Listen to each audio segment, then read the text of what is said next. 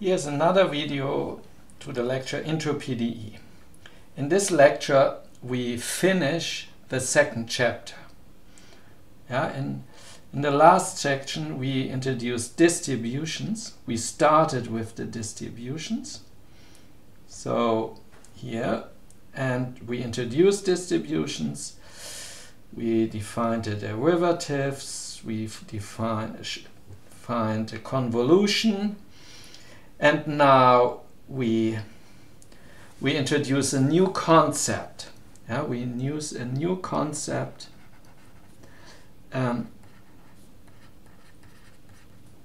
mollifiers. This is an important concept. So this is a family of functions, roughly speaking. Family of functions which converge in some sense to the delta distribution.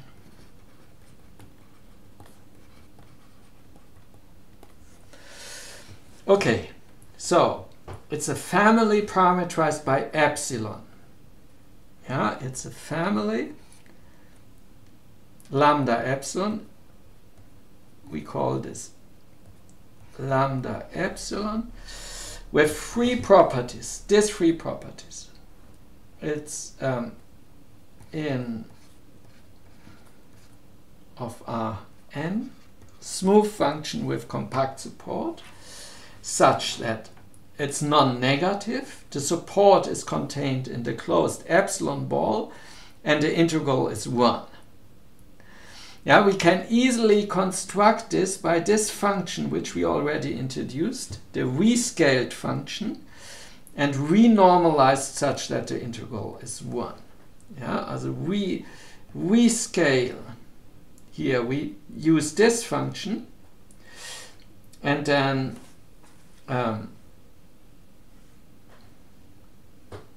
we use this function, and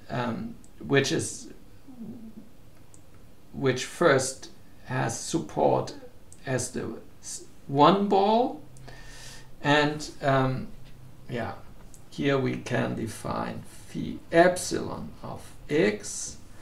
Now how we can map the epsilon ball to the 1 ball, this is just by x times epsilon of x.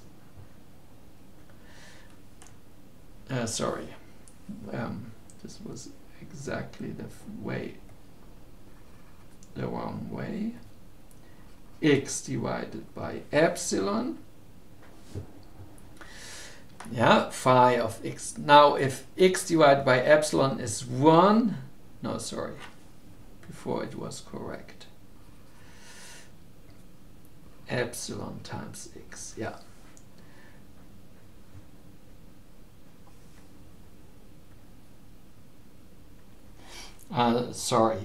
the correct formula is x divided by epsilon. Because this should have support epsilon. So if x norm is epsilon, then x divided by epsilon norm is 1. So it should have this form. Okay, and then of course we multiply it by some constant c of epsilon such that the integral is 1.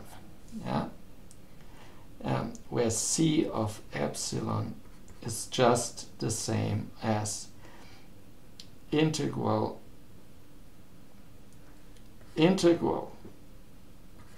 phi of x over epsilon dnx. And now this we can of course calculate. This is the same over Rn by substitution. This is the same as integral over phi of y dny, and then dny times epsilon n.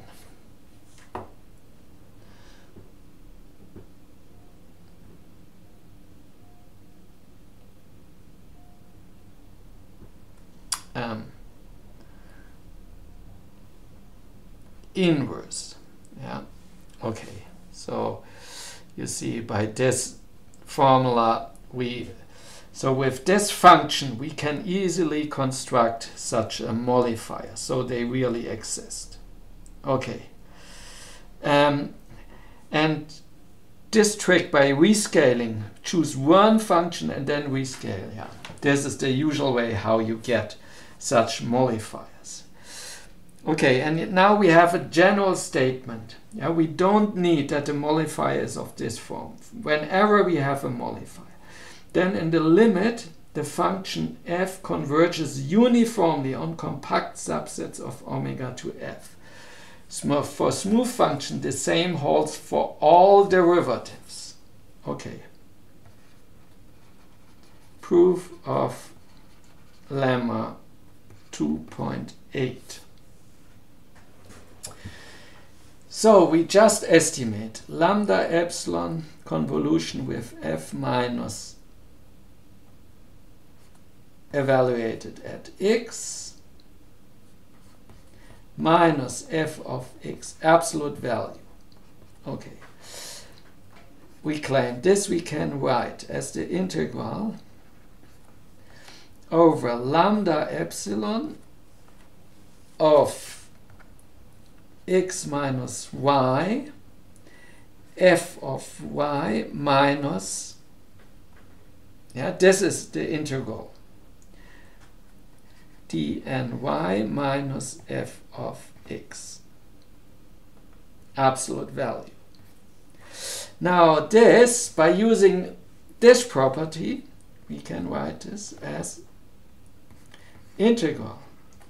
Ah yeah, we should mention here, yeah, since the support is here of L epsilon is contained in the epsilon ball, this is the only contribution where this integral here is non-zero.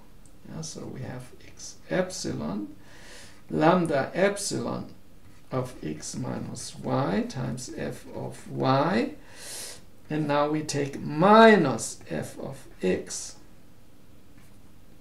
dny. Yeah, and this, of course, we can estimate by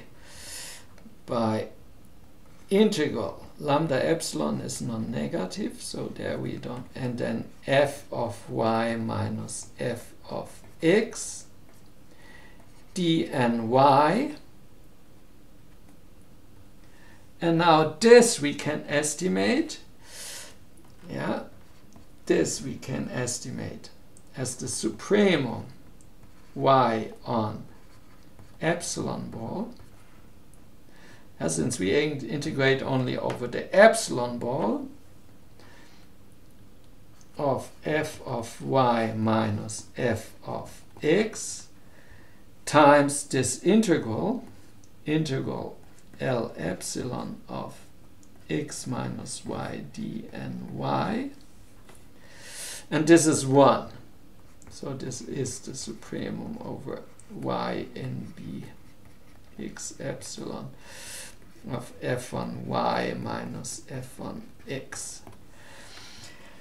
On compact sets, any continuous function is uniformly continuous. So this uniformly goes to 0 if epsilon goes to 0 for all x on a compact set. Yeah? So this already proves the first statement. Now it remains the second statement. Now let's do again the calculation. Let's calculate di derivative of f g, and let's assume that either f or g is differentiable. Now this is di, or let's insert some value. Yeah? Then this is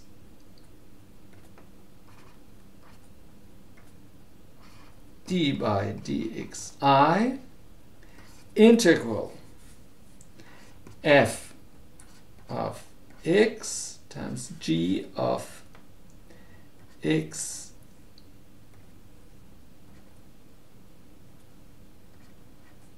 x minus y.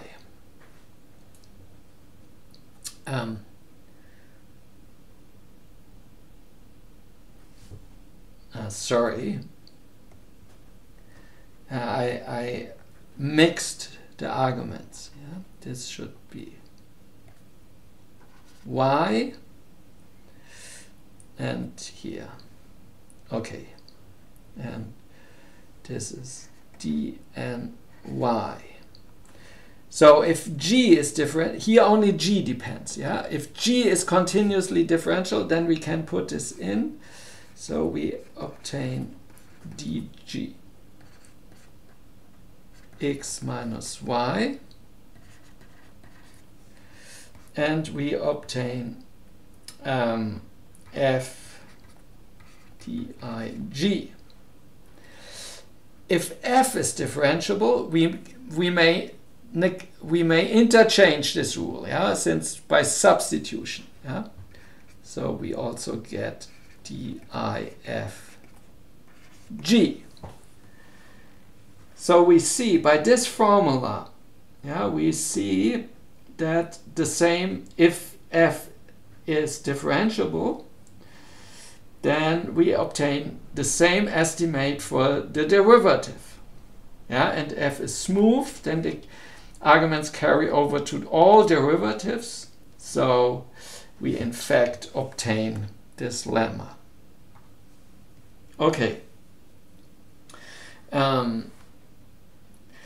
Now, for local L1 functions, we can define this map. We already defined this, and I already explained this, that it's continuous, and so this I already explained in the last section, so I don't do this again. Now we have this very important statement. Fundamental lemma of calculus of variations. If f is a local L1 function, and if this obeys that the corresponding distribution is non-negative for all non-negative test functions, then f is non-negative everywhere. In particular, almost everywhere, yeah, because f is only a measurable function. In particular, this map is injective. Okay, proof of the lemma of the lemma 2.9. Okay, so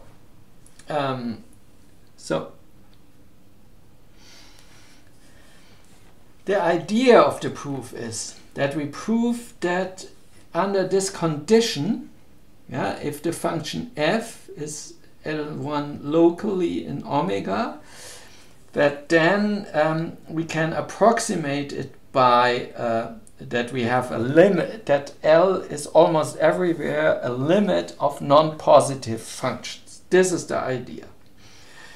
Okay, so and for this we use a mollifier.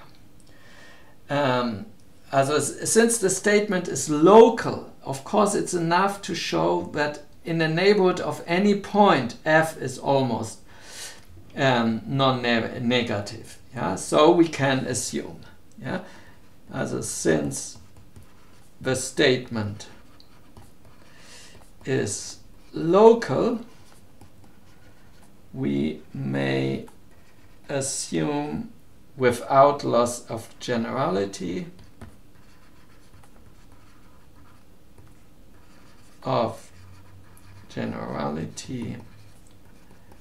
that f is not only in L1 but locally but in L1, because it's enough to show that f is locally. Okay, now we do the following calculation. We L epsilon convolution of f minus f and to calculate the L1 norm. Yeah, we extend this to functions on Rn just by by setting such a function outside of omega 0. So we consider these functions here on always as functions on Rn which are 0 outside of omega. Now we can calculate this here. Now this is clearly the integral. Yeah, so by the same trick as before, yeah, it's the integral over integral here b0 epsilon. Lambda epsilon is our modifier, fx minus y minus f of x dny dnx. And this is smaller or equal. Now we can estimate this by the absolute value. So b0 epsilon L epsilon of y, absolute value of x minus y minus f of x, dn minus x. Okay, now we use Fubini and reverse the order.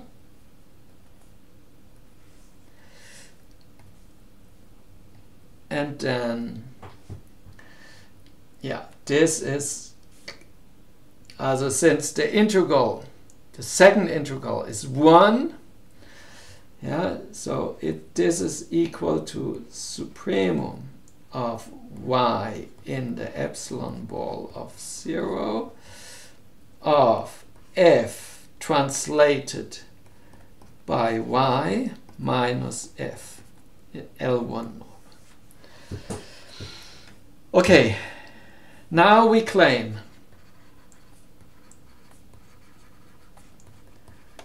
that for all f, or for any, maybe this is clearer, for any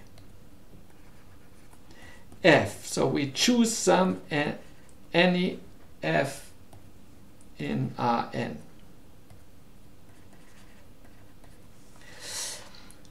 This supremum goes to 0. This supremum goes to 0 in the limit for epsilon going to 0. First, to prove this, we first observe this is true for step functions, also for characteristic functions. Sorry, this is true for characteristic functions. Then by the triangle equation, then it is true for step functions. And then, since step functions are dense,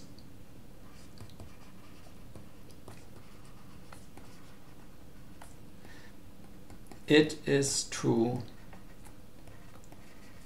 for any function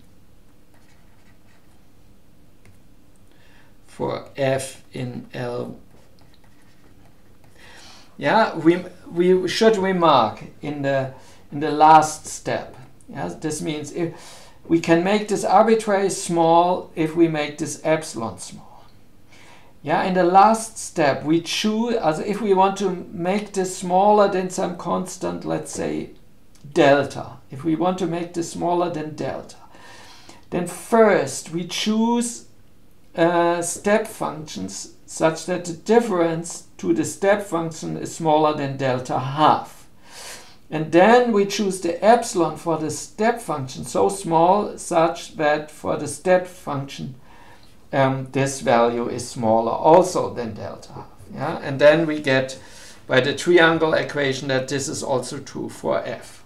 Okay, so in this way we see this. Yeah, and so in particular, so this means locally lambda epsilon converges in the limit epsilon going to 0 in L1 of Rd n to f. Now, but we need that it converges pointwise almost everywhere. And then we use a trick. Yeah? Any converging sequence has a subsequence which converges pointwise almost everywhere. Yeah? Every sequence which converges in L1 of Rd(n) has a subsequence which converges almost everywhere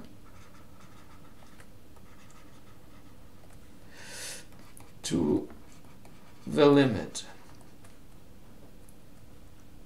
function. Yeah, and this follows from the proof of that L1 is a Banach space. Yeah, you can find it in any textbook.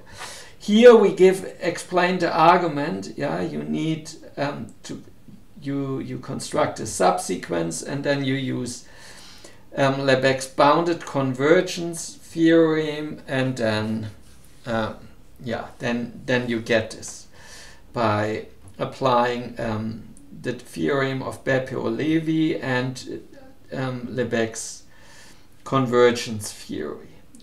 Then you get this, and but the proof is you can, if you look at textbooks where it's proven that this is a Banach space, you can find this. For example, also in Mindscript to Analysis 2. Yeah, so this is an easy argument which we should recall. Okay, so but now we know that now we have the following important observation. Lambda epsilon convolution with f evaluated at x is the same as the distribution of f evaluated at lambda of x translated. Now this function, these modifiers are non-negative. So by our assumption this is non-negative. So we can approximate under the condition of this lemma. We have a sequence of functions. Yeah, this functions in the limit epsilon goes to no. Now choose a sequence 1 over n, for example. Yeah, then we have a sequence, and then take a subsequence such that this converges almost everywhere. So we have a sequence which converges of non-negative functions which converges almost everywhere. Then clearly the limit is also non-positive. Okay, this proves the first statement of the fundamental lemma of calculus. Now how comes the second statement? Yeah, if we have a function f belongs to the kernel of the linear map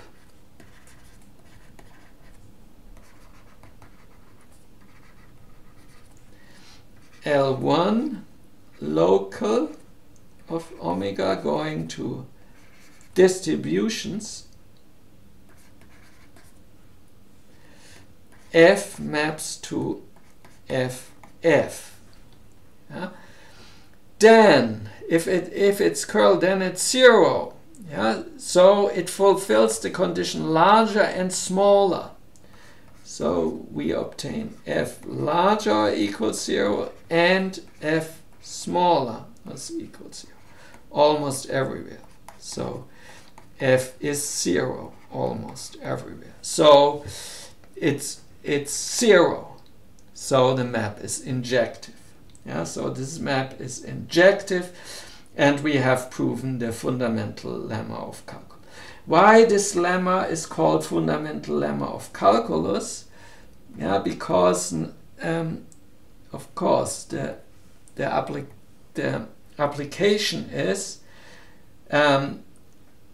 so any f L in L1 local of omega is uniquely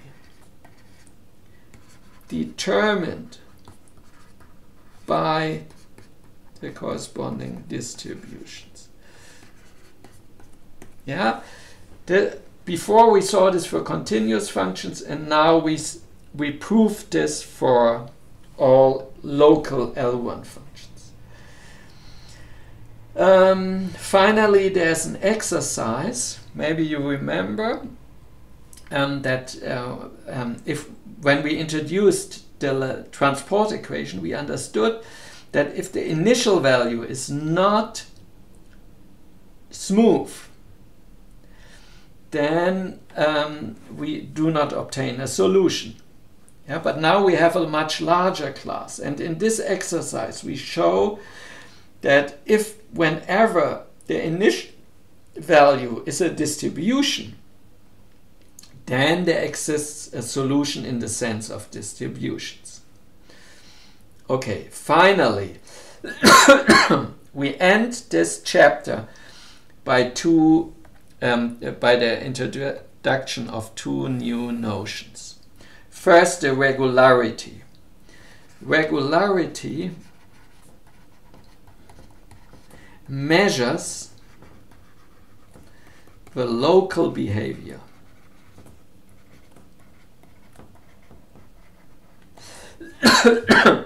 of functions or of solutions. And so we distinguish between higher and lower regularity. Yeah, and now let me just mention all the regularities which we already know. Yeah, which you know. The lowest, the highest regularity, analytic functions. This is contained in C infinity functions. This is contained in k times differentiable functions, k times continuously differentiable functions. This is contained in continuous functions. This is contained in L infinity local functions. This is contained in LP local functions. This is contained in L1 local functions. And this is contained in distributions. So this we say is the lowest regularity, and this is the highest regularity. And of course, like for ODEs, yeah, we want to find conditions